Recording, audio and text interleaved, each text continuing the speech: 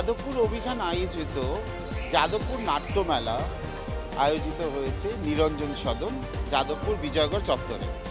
রানীকুঠি যাদবপুর বিজয়গড় এই চত্বরে প্রতি বছর মানুষের প্রচুর সাড়া পাওয়া যায় এখানে, এবং তারা রীতিমতো প্রতিদিন নাটক দেখতে ভালোবাসেন।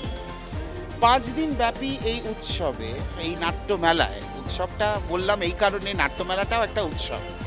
5 দিন ব্যাপী এই নাট্যমেলায় নাটক প্রদর্শন হবে 7টি। প্রথম নাটক উৎপল্লতের বিখ্যাত নাটক দিল্লি চলো, যার পরিচালনা করেছেন চন্দন সেন। সেই নাটক দিয়েই কিন্তু এই অনুষ্ঠানের সূচনা। আনুষ্ঠানিক উদ্বোধনের পর প্রথম নাটক মঞ্চস্থ হবে এবং এই নাট্যমেলা চলবে আগামী 5 দিন। সুতরাং আপনারা যারা নাটক দেখতে ভালোবাসেন তারা বেশি দূরে না থেকে, যারা দক্ষিণ কলকাতায় থাকেন বা উত্তর কলকাতায় থাকেন, এসে কিন্তু টিকিট কেটে নিতে পারেন। সব থেকে বড় ব্যাপার, এখানে কিন্তু এই 5 দিনের উৎসবের সিজন টিকিট পাওয়া যায়। সুতরাং আপনারা সিজন টিকিটটা নিয়েও প্রত্যেকটা নাটক উপভোগ করতে পারেন।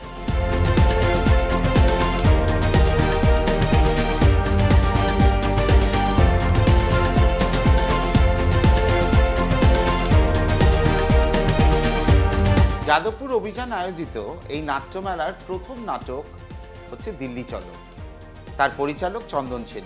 ভালোই লাগছে, দায়িত্ব বাড়লো আর কি। কারণ প্রথম দিনটা খারাপ হলে পরের দিনগুলো তো দর্শকের মনে হয় যে আবার আর কি নাটক হলো। তাছাড়া এরা ভালো ভালো নাটক সিলেক্ট করেছে, সে তো আমাদের দায়িত্বও থাকে হচ্ছে ভালো নাটক অভিনয় করা। আমরা ভবিতব্য বলে একটি নাটক করছি, আরও একটি নাটক হবে বছরের মাঝখানে। এখন আপাতত ফেব্রুয়ারি মাসে ভবিতব্য বলে একটা নাটক অভিনয় করছি। আমরা কথা বললাম এই নাটকের আরেক অভিনেতার সাথে, শান্তিলাল মুখোপাধ্যায়।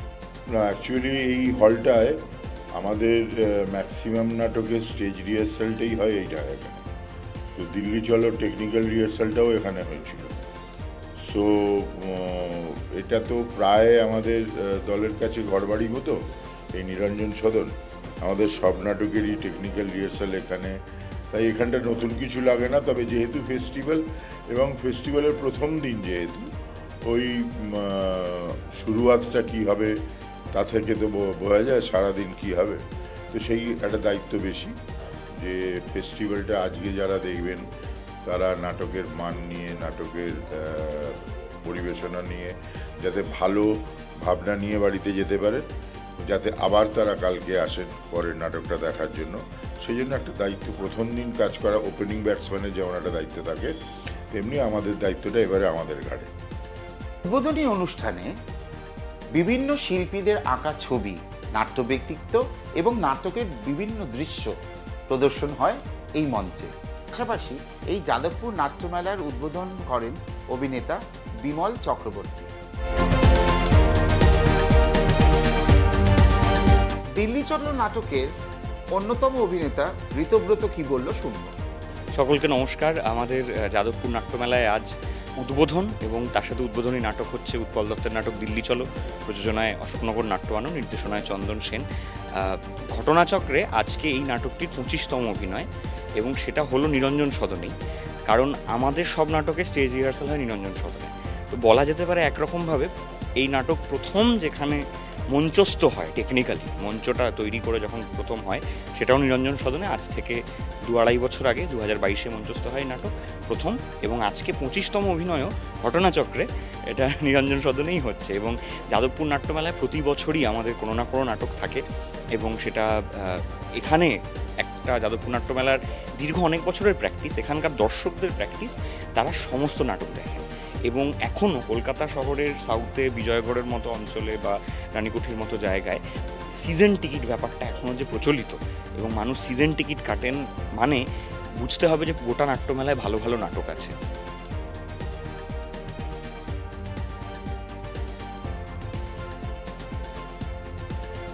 যাদবপুর অভিযান আয়োজিত যাদবপুর নাট্যমেলার কর্মকর্তার সঙ্গে আমরা কথা বললাম। আমাদের কলকাতায় যে ধরনের নাটক হয়, এ তো শুধু কলকাতা বা পশ্চিমবাংলার ব্যাপার নয়, সারা ভারতবর্ষ বা পৃথিবীর বিভিন্ন জায়গাতে এ সম্বন্ধে গভীর আগ্রহ আছে। দক্ষিণ কলকাতার লোকেদের গিয়ে সেটা উত্তর কলকাতায় দেখতে হয়, মধ্য কলকাতায় দেখতে হয়, সেই ফাঁকটাকে পূরণ করা এবং তাদের ভিতরের যে নাটক দেখার আগ্রহ এবং কথা বন্ধ করার যে প্রচেষ্টা, তার বিরুদ্ধে তাদের প্রতিবাদ, সবটাই একত্রিত করে শুরু করেছিলাম। খুব ভালো চলছে।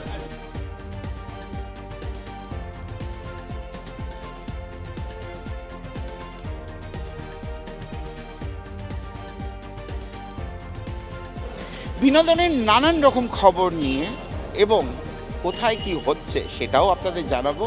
আপনাদের কথা মাথায় রেখেই তো আমরা চলি। সুতরাং বিনোদন যখন একদিকে, মাজা বাংলা আরেকদিকে। বিনোদন আর মাজা বাংলা কিন্তু একত্র একটা বডি।